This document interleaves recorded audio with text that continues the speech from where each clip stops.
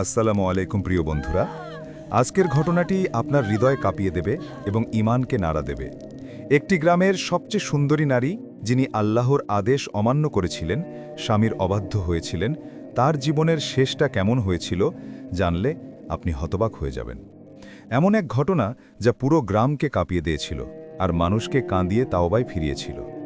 আল্লাহর গজব কত ভয়ঙ্কর হতে পারে সেটিই আজ আমরা দেখব লায়লার জীবনের বাস্তব কাহিনীতে। তাই অনুরোধ, একদম শেষ পর্যন্ত দেখবেন। ভিডিওটি ভালো লাগলে লাইক দিন আর নতুন হলে সাবস্ক্রাইব করতে ভুলবেন না। তাহলে চলুন শুরু করা যাক। একদা বাংলাদেশের এক প্রত্যন্ত অঞ্চলে সবুজে ঘেরা ফসলের মাঠ আর আঁকাবাঁকা নদীর কোল ঘেঁষে এক ছোট্ট গ্রাম ছিল, যার নাম ছিল শান্তিগঞ্জ। নামটি যেমন শান্তিময়, এখানকার মানুষের জীবনযাত্রাও ছিল তেমনি সরল ও ঐতিহ্যবাহী। শত শত বছর ধরে এই গ্রামে ইসলামী রীতিনীতি, পারিবারিক মূল্যবোধ আর ভ্রাতৃত্ববোধ ছিল মানুষের জীবনের মূল ভিত্তি। সকাল সন্ধ্যা মসজিদে আজানের ধ্বনি আর শিশুদের কোরআন তেলাওয়াতের সুমধুর সুর গ্রামের পরিবেশকে এক ঐশ্বরিক শান্তিতে ভরিয়ে রাখত। তবে প্রতিটি ঘটনার মতোই এই শান্তিগঞ্জেও কিছু ব্যতিক্রমী চরিত্র ছিল। এমনই এক চরিত্র ছিল লায়লা। সে ছিল গ্রামের সবচেয়ে সুন্দরী মেয়েদের একজন। তার রূপের ঝলকে অনেকেই মুগ্ধ হতো, কিন্তু তার চরিত্রের মধ্যে ছিল এক অদ্ভুত জেদ আর আত্মম্ভরিতা। সে মানতে চাইত না কোনো নিয়ম, কোনো শাসন। তার মন যা চাইত তাই সে করত। গ্রামের অন্য মেয়েরা যখন ছোটবেলা থেকেই বিনয়ী ও বাধ্য হতে শিখত, লায়লা তখন থেকেই ছিল স্বাধীন চেতা। তার চোখে ছিল দুনিয়ার চাকচিক্যের নেশা আর মনে ছিল আত্মপ্রবঞ্জনার অহংকার। লায়লার বিয়ে হয়েছিল গ্রামেরই এক সম্ভ্রান্ত ও ধর্মপ্রাণ পরিবারের ছেলে রাশেদ এর সাথে। রাশেদ ছিল শান্ত, ধার্মিক এবং অত্যন্ত সহজ সরল একজন মানুষ। তার মন ছিল উদার আর তার চরিত্র ছিল নির্মল। সে আল্লাহর প্রতি ছিল একনিষ্ঠ বিশ্বাসী এবং রসূলুল্লাহ সাল্লাল্লাহু আলাইহি ওয়াসাল্লামের সুন্নাহ অনুসরণ করে জীবনযাপন করত। রাশেদের পরিবার চেয়েছিল লায়লাকে ঘরে এনে তাকে সুপথে পরিচালিত করতে। তারা ভেবেছিল হয়তো বিয়ের পর লায়লা বদলে যাবে, সংসারের দায়িত্ব তাকে আরও পরিণত করবে এবং ধর্মীয় পরিবেশে সে সুপথে ভিড়ে আসবে। কিন্তু লায়লাকে বোঝার ক্ষেত্রে রাশেদের পরিবার ভুল করেছিল। বিয়ের প্রথম দিন থেকেই তার অবাধ্যতা প্রকাশ পেতে শুরু করল। সে রাশেদের কোনো কথা শুনত না। রাশেদ যখন তাকে বিনয়ের সাথে নামাজ পড়ার কথা বলতো, পর্দা করার কথা বলতো, সাদামাগে জীবনযাপনের কথা বলতো, তখন লায়লা মুখ বাঁকাত, বিরক্ত হতো। সে বলতো, আমার জীবন আমার মতো করে বাঁচব, তোমার মতো সেকেলে মানুষের উপদেশ শুনতে আমার ভালো লাগে না। দুনিয়ার রং দেখতে এসেছে, তোমরা আমার চোখে পর্দা টেনে দিতে চাও। প্রথম প্রথম রাশেদ লায়লাকে বোঝানোর চেষ্টা করত। সে মধুর কণ্ঠে বলতো, লায়লা, আল্লাহর পথে চললে জীবন সুন্দর হয়। দুনিয়ার সুখ ক্ষণস্থায়ী, আখেরাতের সুখী আসল। এই দুনিয়ার রং একদিন ঠিকই হয়ে যাবে। কিন্তু লায়লাকে সে বোঝাতে পারত না, বরং তার এই ধরনের কথায় লায়লা আরও রেগে যেত। সে রাশিদের সাথে ঝগড়া করত, তাকে কষ্ট দিত। রাশিদের বাবা মাও অনেকবার লায়লাকে বোঝানোর চেষ্টা করেছিলেন, কিন্তু কোনো লাভ হয়নি। তাদের কথাও সে শুনত না। লায়লার দিন কাটত গ্রামের অন্য মেয়েদের থেকে সম্পূর্ণ আলাদাভাবে। সে পর্দার তোয়াক্কা করত না, গ্রামের ছেলেদের সাথে হাসি ঠাট্টা করত আর পরনিন্দা পরচর্চায় মেতে থাকত। তার পোশাক পরিচ্ছেদ ছিল আধুনিকতার নামে অশ্লীল, যা গ্রামের রক্ষণশীল সমাজের সাথে মোটেই মানানসই ছিল না। গ্রামের মুরব্বীরা যখন এই নিয়ে কথা বলতো, তখন লায়লা তাদের সাথেও তর্ক করত। সে বলতো, আমার ব্যক্তিগত জীবনে তোমাদের নাক গলানোর কোনো অধিকার নেই। তোমরা নিজেরা বুড়ো হয়ে গেছো, তাই আমার জীবনকে নষ্ট করতে চাও। রাশেদ লায়লাকে অনেক ভালোবাসত। এই ভালোবাসা থেকেই সে নীরবে তার সমস্ত অবাধ্যতা সহ্য করত। সে ভাবত, হয়তো একদিন লায়লার মন পরিবর্তন হবে। সে আল্লাহর কাছে প্রতিদিন দোয়া করত, হে আল্লাহ, আমার স্ত্রীকে হেদায়েত দান করো, তাকে তোমার পথে ফিরিয়ে আনো। কিন্তু বছর পেরিয়ে গেলেও লায়লার কোনো পরিবর্তন হলো না, বরং তার অবাধ্যতা দিনে দিনে আরও বাড়তে লাগল। লায়লার জীবনের 5টি বড় গুনাহ, যা তার আখিরাতকে ধ্বংস করে দিচ্ছিল এবং যার পরিণতি দুনিয়াতেই শুরু হতে যাচ্ছিল। সেগুলি ছিল: প্রথম গুনাহ, স্বামীর অবাধ্যতা এবং অসম্মান। লায়লা কখনোই রাশেদের কথা শুনত না।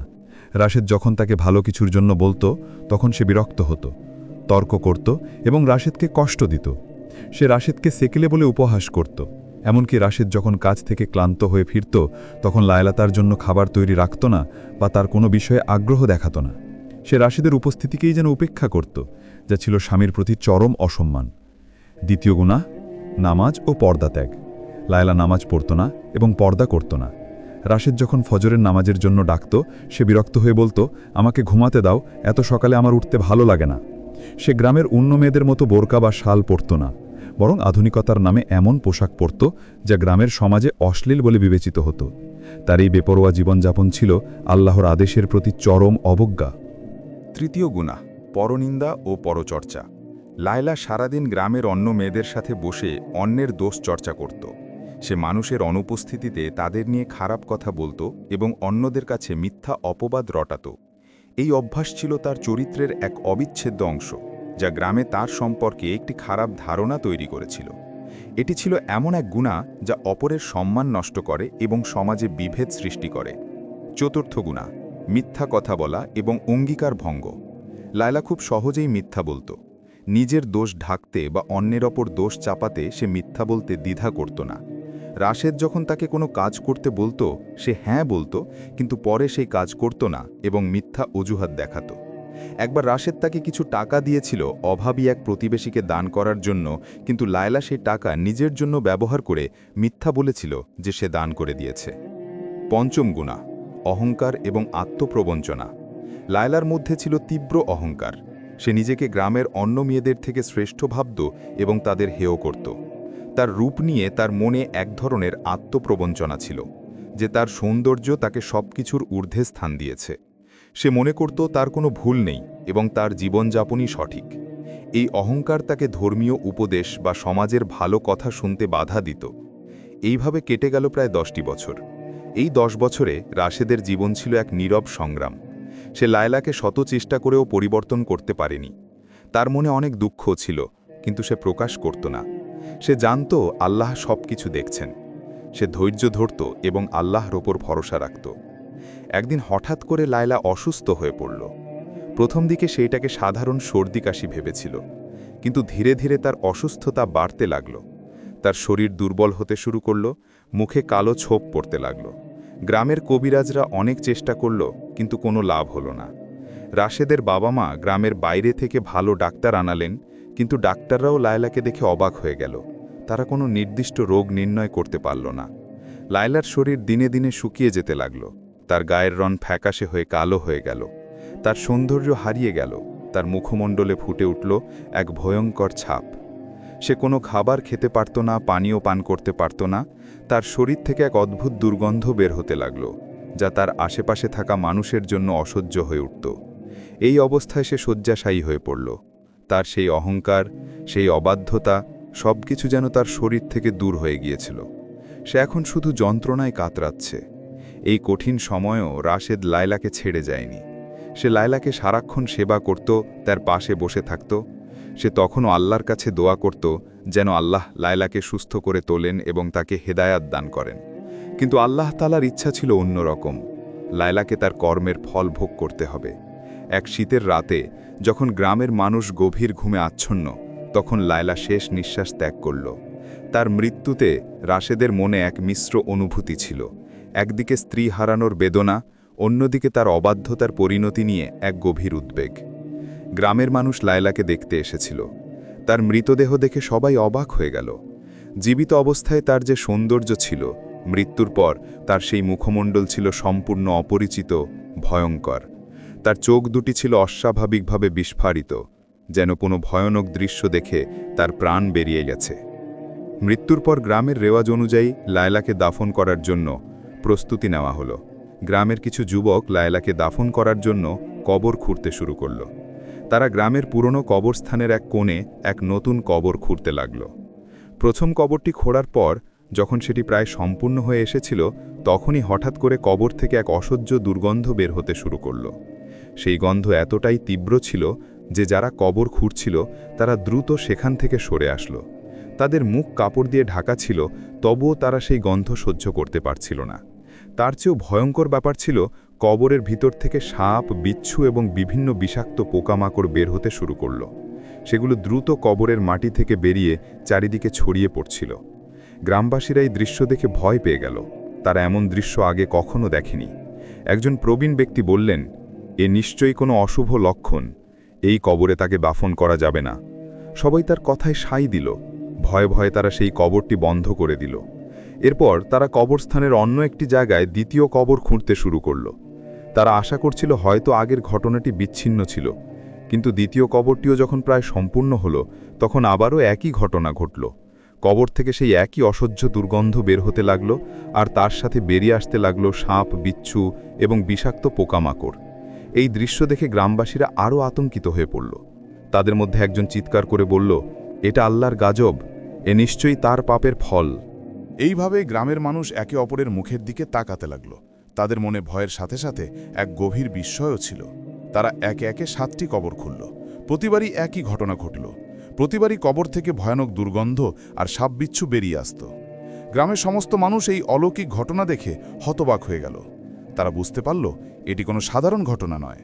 রাশেদ, যে এত বছর ধরে লাইলাকে সহ্য করে এসেছিল, সেও এই দৃশ্য দেখে কেঁপে উঠল। তার মনে হলো তার স্ত্রী হয়তো আল্লাহর অবাধ্যতার কারণে এই কঠিন শাস্তি পাচ্ছে। গ্রামের ইমাম সাহেব, যিনি ছিলেন একজন জ্ঞানী ও ধর্মপ্রাণ ব্যক্তি, তিনি গ্রামবাসীদের একত্রিত করলেন। তিনি বললেন, হে গ্রামবাসীরা, তোমরা কি দেখছ না, আল্লাহ তাআলা আমাদেরকে একটি স্পষ্ট নিদর্শন দেখাচ্ছেন। এই নারী তার স্বামীর অবাধ্য ছিল, আল্লাহর আদেশ অমান্য করেছিল, পরনিন্দা করত, মিথ্যা বলত আর অহংকারী ছিল। তার পরিণতি আজ আমাদের সামনে। ইমাম সাহেব তখন আল্লাহর কাছে দোয়া পড়তে বললেন। গ্রামবাসীরা ভয়ে কাঁপতে কাঁপতে আল্লাহর কাছে ক্ষমা চাইল। তারা হাত তুলে তওবা করল এবং অঙ্গীকার করল যে তারা আর কখনো আল্লাহর অবাধ্য হবে না এবং নিজেদের স্ত্রী সন্তানদেরও সুপথে চালাবে। এরপর ইমাম সাহেব আল্লাহর ওপর ভরসা রেখে 8ম কবরটি খুঁড়তে বললেন। গ্রামবাসীরা অনিচ্ছা সত্ত্বেও আবারও কবর খুঁড়তে শুরু করল। এবারও যখন কবরটি প্রায় সম্পূর্ণ হলো, তখন আগের মতো কোনো দুর্গন্ধ বা সাপবিচ্ছু বের হলো না। সবাই এক স্বস্তির নিঃশ্বাস ফেলল। তারা লায়লাকে সেই কবরে দাফন করল। দাফন করার সময় সবাই আল্লাহর কাছে তার গুনাহ মাফের জন্য দোয়া করল। এই ঘটনার পর শান্তিগঞ্জ গ্রামের জীবন সম্পূর্ণরূপে পরিবর্তিত হয়ে গেল। এই অলৌকিক ঘটনাটি ছিল তাদের জন্য এক গভীর শিক্ষা। গ্রামের প্রতিটি মানুষ, বিশেষ করে নারী ও পুরুষরা, তাদের জীবনকে নতুন করে মূল্যায়ন করতে শিখল। নারীরা বুঝতে পারল স্বামীর আনুগত্য ও ধার্মিক জীবনযাপনের গুরুত্ব কতটা। তারা নিজেদের স্বামীদের সাথে আরও ভালোভাবে ব্যবহার করতে শিখল। তারা নামাজ পড়া শুরু করল, পর্দা পালন করা শুরু করল আর সাদামাটা জীবনযাপন বেছে নিল। লায়লাকে দাফন করার দৃশ্য তাদের মনে গেঁথে গিয়েছিল, আর তারা কেউই লায়লার মতো পরিণতি চাইত না। পরনিন্দার, পরচর্চার আসর বন্ধ হয়ে গেল। মিথ্যা বলার অঙ্গীকার ভঙ্গ করা থেকে সবাই বিরত থাকতে শিখল। পুরুষরাও বুঝতে পারল তাদের স্ত্রীদের প্রতি ভালো আচরণ করা কতটা জরুরি। তারা রাশেদের ধৈর্য এবং তার নীরব ভালোবাসাকে সম্মান জানালো। তারা নিজেদের স্ত্রীদের সাথে আরও বেশি সময় কাটাতে লাগলো, তাদের প্রতি সহানুভূতিশীল হলো এবং তাদের ধার্মিক পথে চলতে উৎসাহিত করল। শান্তিগঞ্জ গ্রামে এক নতুন অধ্যায়ের সূচনা হলো। এই ঘটনাটি প্রজন্মের পর প্রজন্ম ধরে মুখে মুখে প্রচলিত হতে লাগল। এটি হয়ে উঠল এক সতর্ক বার্তা, একটি উপদেশ, যা মানুষকে স্মরণ করিয়ে দিত আল্লাহর আদেশ অমান্য করার পরিণতি কতটা ভয়াবহ হতে পারে এবং পারিবারিক জীবনে শান্তি ও শৃঙ্খলা বজায় রাখার গুরুত্ব কতটা। রাশেদ তার বাকি জীবন আল্লাহর ইবাদতে কাটিয়ে দিল। সে জানত আল্লাহ সবকিছু দেখছেন এবং প্রতিটি কর্মের হিসাব নেওয়া হবে। সে তার স্ত্রীর জন্য দোয়া করত যাতে আল্লাহ তাকে ক্ষমা করে দেন। লায়লার গল্পটি শান্তিগঞ্জের প্রতিটি মানুষের হৃদয়ে গেঁথে গিয়েছিল। এই গল্পটি কেবল একটি অবাধ্য স্ত্রীর করুণ পরিণতি নয়, বরং এটি ছিল আল্লাহর একটি স্পষ্ট নিদর্শন, যা মানুষকে স্মরণ করিয়ে দিয়েছিল যে দুনিয়ার জীবন ক্ষণস্থায়ী আর আখিরাতের জীবনই আসল। আর সেই আখিরাতের জন্য প্রস্তুতি নিতে হয় দুনিয়াতেই, সৎ কর্মের মাধ্যমে, আল্লাহর আনুগত্যের মাধ্যমে আর মানুষের প্রতি ভালো আচরণের মাধ্যমে। তো বন্ধুরা, এই ছিল আমাদের আজকের ভিডিওটি ভালো লাগলে অবশ্যই লাইক, কমেন্ট, শেয়ার এবং সাবস্ক্রাইব করবেন এবং ভিডিওটির বিষয়ে আপনাদের যদি কোনো মতামত থাকে তাহলে অবশ্যই কমেন্ট করে জানাবেন। দেখা হবে পরবর্তী ভিডিওতে। আল্লাহ হাফেজ।